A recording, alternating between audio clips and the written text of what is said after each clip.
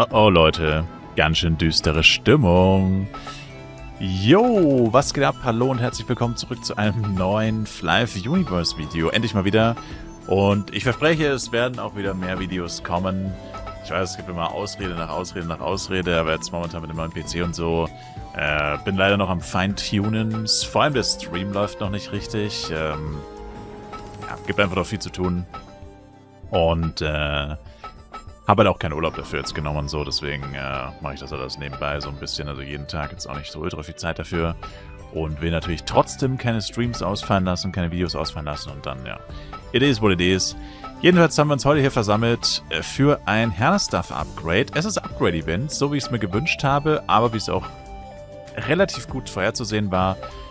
Man weiß ja ungefähr, Pi mal Daumen, alle zweieinhalb Monate resetten die Wochenend-Events. Also es gibt ja nicht so ultra viele, es gibt insgesamt, naja, genug für 2 Monate halt oder für knapp 3 Monate. Ich meine, wenn man wirklich alle Wochenend-Events, die es jemals gab, zusammenzählen würde, dann wäre es wahrscheinlich genug für 4 Monate oder so. Aber aus Erfahrung weiß man einfach, vor allem die Upgrade-Events und XP-Events, die kommen eigentlich am häufigsten.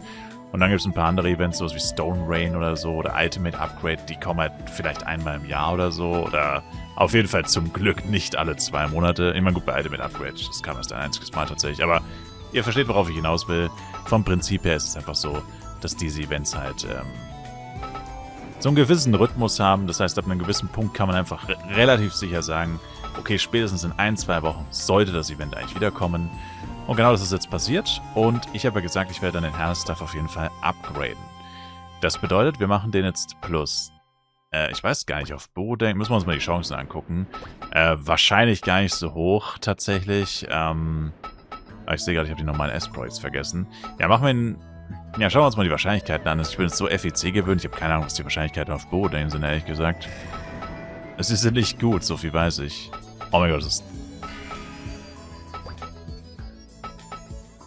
Halt dein Maul. Ist es gerade zweimal bei 90% fehlgeschlagen? Halt dein Maul. Ist es gerade zweimal bei 90% fehlgeschlagen?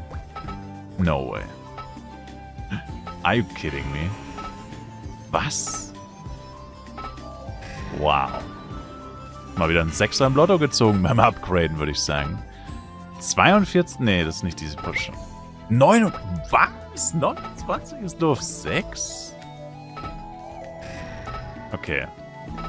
Ja, ich habe seelengebundene Power Dice auf jedem Char, aber ich will es nicht auf jeden Char übertraden, das ist zu nervig. Power Dice 6 werden wir auf jeden Fall die meisten brauchen. Und dann haben wir uns hier noch 12 Power Dice 4. Ich glaube, das reicht. Also sag mal so, FEC mit Upgrade-Event macht man auf jeden Fall plus 8.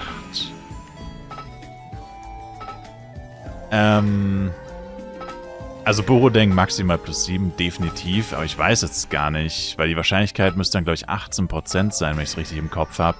Und Alter, wie ich das jetzt schon sehe, wir schaffen es nicht mal zurück auf plus 5. Was? Alter! No way. Okay, die Wahrscheinlichkeiten auf Borodeng sind ja geistesgestört schlecht. Was zum Teufel, Alter? Ich hatte das nicht so schlecht in Erinnerung. Borodeng ist ja die größte Scheiße, ey. Da. Dann schon wieder auf 2 zurückgedroppt. Ich meine, von 3 auf 4 ist nur eine 57% Chance. Das ist echt gar nicht gut. Ich meine, dann geht's von 57 auf 42. Das ist, ja, immer noch nah an einem Coinflip. Ich meine, wir verlieren jeden einzelnen für diesen nah an einem Coinflip. Habe ich es jetzt ernsthaft nur einmal auf 5 geschafft? Ich glaube, wir machen 6. Vergesst die 7. Das kostet vor allem auch ein Vermögen in Mets. Die Mets auf Borodeng sind nämlich gar nicht mal so günstig wie auf FEC. Okay, wir haben es auf 5 geschafft. Was ist jetzt die Chance nochmal? 29. Alter, wie viele Tries waren das, nur um auf plus 5 zu kommen? Das zweite Mal auf plus 5 zu kommen. Oh mein Gott. Alter, selbst plus 6 ist wahnsinnig. Und es ist Upgrade-Event. Das sind nicht mal die normalen Raids. Das sind die Upgrade-Event-Raids. What? Alter, bin ich gerade irgendwie falsch. Das ist doch niemals die Raids. Wie kann das so schlecht sein? Wer zum Teufel hat jemals auf Borodeng irgendwas geupgradet? Alter.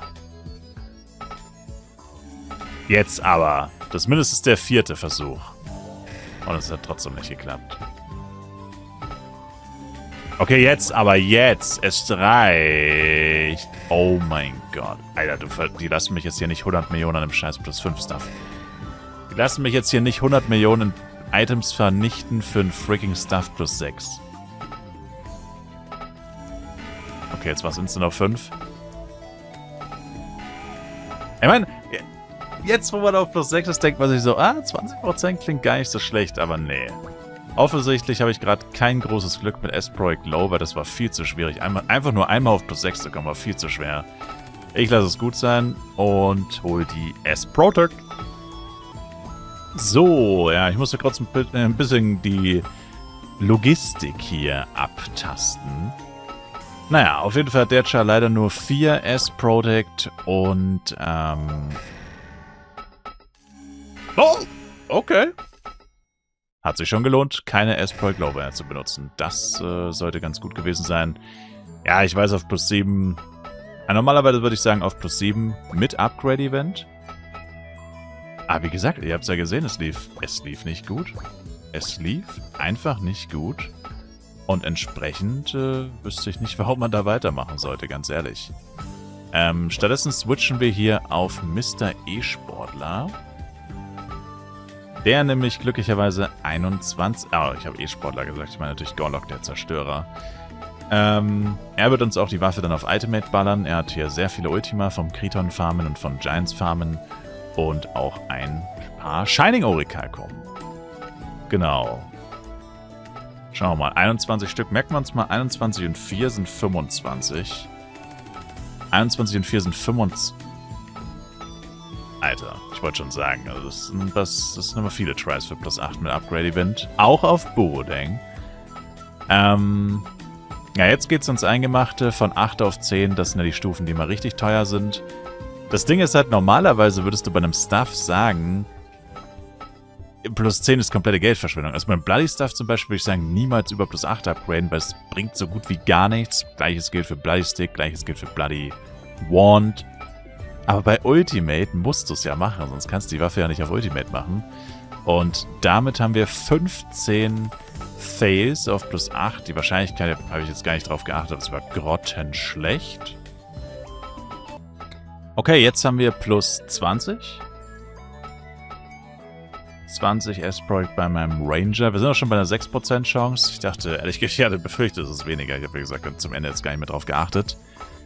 Sollte also normalerweise, also mit den Scrolls auf jeden Fall easy klappen und ja, auch hoffentlich bald. 20 Fails, 21, 22.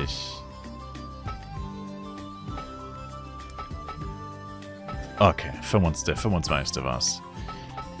Gut, dann geht's jetzt eigentlich schon ins Eingemachte. Erwartungswert auf plus 10 müsste, glaube ich, ohne Upgrade-Event zwischen 55 und 60, glaube ich, liegen. Irgendwie so in dem Dreh, auf jeden Fall über 50. Das heißt, alles unter 50 mit Upgrade-Event auch. Oh mein Gott, ich dachte kurz, das hat geklappt, verdammt. War leider nur die Products leer. Das ist jetzt auch nervig. Ich habe hier nicht genug sehengebundene Power Dice, das heißt, wir müssen hier auch nochmal die Power Dice switchen. Ja, oder es klappt einfach mit den 11. Also wir sind bei 10... Alter, wir sind bei 10 Fails und die Chance ist bei 0,68.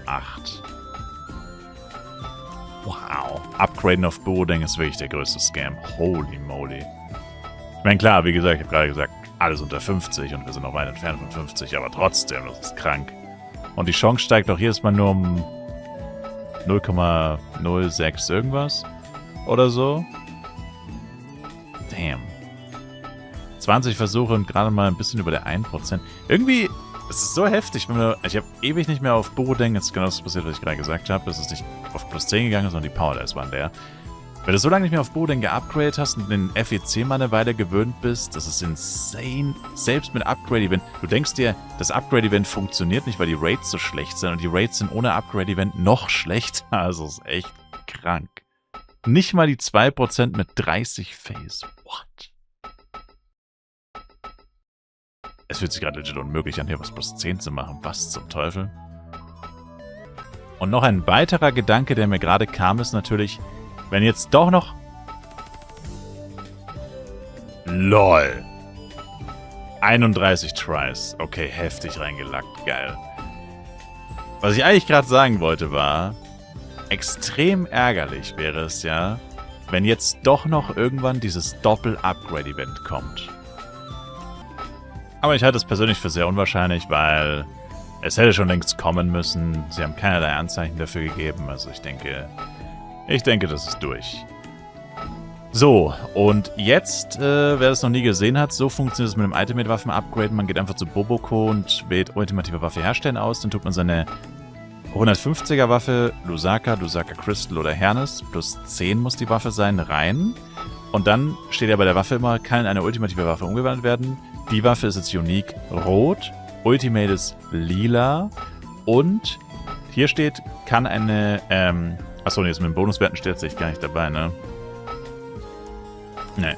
Okay, genau. Also da steht nur, kann in eine ultimative Waffe umgewandelt werden. Und das bedeutet aber auch, man kriegt die Ultimate Bonuswerte, wofür man auch dieses Scroll of Ultimate Bonus braucht, um diese Werte zu rerollen, wenn sie einem nicht gefallen. Und wir kriegen jetzt aber natürlich, weil es das erste Mal ist, dass die Waffe auf Ultimate kommt, jetzt einfach zufälligen Wert erhalten, steht da. Also 2 zufällige Werte. Beim Jester waren es 13 Stück. Ich gehe mal davon aus, Elementor hat wahrscheinlich auch so 13. Vielleicht hat Elementor sogar 12, weiß ich jetzt nicht, weil, ja, keine Ahnung, könnte sein. Auf jeden Fall wird es irgendwo in dem Bereich sein, also etwas über 10 Werte können kommen. Und die Traumwerte für mich aktuell wäre Cast Time und Lifesteal, weil ich habe jetzt den Hernes-Staff im Tower schon benutzt bei den Tower Dailies. Und ich muss sagen, kein Lifesteal auf dem Stuff zu haben, ist echt nervig. Also es ist wirklich extrem nervig. Und ja, das wären meine beiden Traumwerte. Wird nicht passieren und wir werden jetzt auch nicht rerollen, wir werden es einfach mal so lassen. Das Rerollen kommt später irgendwann mal. Momentan sind die Preise auf Broding geistesgestört. Also das ist momentan echt teuer. Und man weiß ja noch gar nicht, wie die Zukunft wird und so. Mal einen Schritt nach dem anderen machen. Also drückt mir die Daumen. Ich weiß nicht, kommt jetzt hier noch eine Bestätigung oder... Oh, nope. Kommt keine Bestätigung mehr. Oh, lasst auf jeden Fall jetzt schon mal ein Like, Kommentar, ein Abo da. Und vergesst nicht, ich bin jeden Tag live auf Twitch. Link dazu in der Videobeschreibung. Und streame Live Universe. Oh, ich sehe schon, kommt PvP-Schaden und Ausweichen. Ne, Ausweichen weiß ich gar nicht, ob kommen kann. Aber irgendwie so ein absoluter Rotz, was für mich gar nichts bringt. 8% Blocken und 3% HP-Rate. Ja, wie gesagt, irgendein absoluter Rotz, der mir gar nichts bringt. Ich meine, für einen Face-Tank wäre es gar nicht so schlecht, wobei... Ein Face-Tank, weiß ich gar nicht, ob du... Ja, keine Ahnung. Naja, ist eigentlich auch Trash. Selbst ein Face-Tank würde wahrscheinlich Lifesteal eher wollen, als irgendwas anderes. Naja, sag mal so, die ideale Schadenskombo wäre natürlich entweder Cast-Time plus Schaden oder Doppelschaden. Wobei mit Doppelschaden und Lippen wirst du dann wahrscheinlich mit 200% Cast-Time Probleme bekommen. Cast-Time Probleme bekommen, meine ich. Genau, aber ja, das bringt mir jetzt natürlich gar nichts. Also Cast-Time und Lifesteal und ich meine Lifesteal und PvE-Stand, also für den Moment hätte ich auch alles genommen, was irgendwie was bringt. Und das bringt mir beides tatsächlich gar nichts. Also genau wie ich es gecallt habe, genau wie bei meinem Jester tatsächlich. Bei meinem Jester war es erst, ich weiß gar nicht mehr, was die allererste Erweckung war, aber die war ja auch irrelevant, weil wir es dann ja noch in Gold verwandelt haben. Beim Gold verwandeln wird es nochmal gererollt, weil du ja dann höhere Werte bekommen kannst bei einer goldenen Lusaka Crystal Waffe. Und da war es dann so, da hatte ich, glaube ich, 2 Max-Rolls und ich meine, es war Dex und PvP-Schaden. Und das ist jetzt ungefähr genauso. Also nicht, dass es schlechte Werte sind oder schlechte Rolls. Ich will sie einfach nicht haben. Irgendjemand würde sie wahrscheinlich haben wollen, aber ich will sie nicht haben. Das ist halt immer das, was so triggert. Ja, ist echt schade, weil es hat sich eigentlich gar nichts geändert. Es habe ich so viel Geld ausgegeben. Also, war natürlich alles eingebundene Products, aber eigentlich schon relativ viel Geld ausgegeben und letztendlich ist die Waffe genauso wie vorher. Also ein bisschen mehr Schaden vielleicht, aber das wird man nicht so gewaltig merken, vermute ich mal. Vor allem eben dadurch, dass 3% HP-Rate und 8% Blocken zum Beispiel gar keinen Schaden geben. Ja, etwas belastend, aber naja, wie gesagt, Rerollen hatte ich ja eh auf dem Schirm. Hätte natürlich Glück haben können, hatten wir jetzt nicht in dem Fall, aber dafür gibt es das Upgraden, gut, muss man dazu sagen. Wobei man sagen muss, Upgraden versus Ultimate Reroll ist tatsächlich... Also, da ist das Upgraden ausnahmsweise mal verhältnismäßig günstig, außer du hast wirklich unfassbares Pech. Weil beim Rerollen, ich habe jetzt zwar noch nicht allzu viel gererollt, aber schon doch ein paar Male. Und selbst wenn du die richtigen Werte bekommst, willst du sie ja trotzdem nicht als Min Werte haben. Also hier zum Beispiel 3% HP-Rate, wenn es jemand wirklich Face-Tank hätte spielen wollen und, sage ich mal, grundsätzlich nichts gegen HP-Rate und Blocken gehabt hätte. Gut, Blocken ist Max, aber HP ist Min. Das heißt, es ist trotzdem eine mittelmäßige Erweckung, kann man sagen, selbst wenn man die beiden Werte haben wollen würde, weil von 16% hast du nur 11 und 11 von 16 ist, naja, weit entfernt von perfekt. Natürlich auf 2 perfekte Werte zu gehen oder darauf zu spekulieren oder zu rerollen ist Wahnsinn. Aber wenn es halt eh nicht unbedingt die idealen Werte sind und nicht die perfekten Werte und dann auch nicht mal in der perfekten Höhe, dann wirst du halt grundsätzlich wahrscheinlich eher rerollen. Und ja, keine Ahnung, ist halt irgendwie eine schwierige Situation, weil ein Reroll einfach 1000 FK kostet. Deswegen geben sich viele Leute auch mit sehr suboptimalen Erweckungen zufrieden. So wie ich bei meinem Jester momentan auch. Ja, ist halt crazy, dass es 1000 FK kostet. Das ist echt Wahnsinn. Aber gut, das war Stufe 1 des Staff of Fairness Upgrades. Ja, wie gesagt, ist halt schwierig momentan, weil eigentlich hatte ich auf dieses Doppel-Upgrade-Event gewartet. Ich habe tonnenweise Products auf Borodeng rumliegen, die ich in irgendein Zeug ballern könnte, einfach nur, um sie wegzukriegen. Aber ja, dieses Doppel-Upgrade-Event wird wahrscheinlich nicht mehr kommen, aber wir haben noch über 80 Tage FEC, also es könnte trotzdem noch kommen, so unwahrscheinlich es auch ist. Deswegen will ich jetzt lieber noch warten und nicht alles überstürzen, vor allem was zum Beispiel Ultimate-Upgrades angeht, die eigentlich auch nicht so viel bringen. Er kriegt halt nochmal ein bisschen mehr Schaden. Und ich könnte meine Juwelen reinpacken. Ja, vielleicht mache ich es nochmal schauen. Weil 3+3 sollte hoffentlich nicht viele Oris kosten. Aber, ja, mal schauen. Für jetzt auf jeden Fall was das erstmal. Danke euch vielmals fürs Zuschauen und bis zum nächsten Mal mit Fly Universe. Haut rein und ciao, ciao.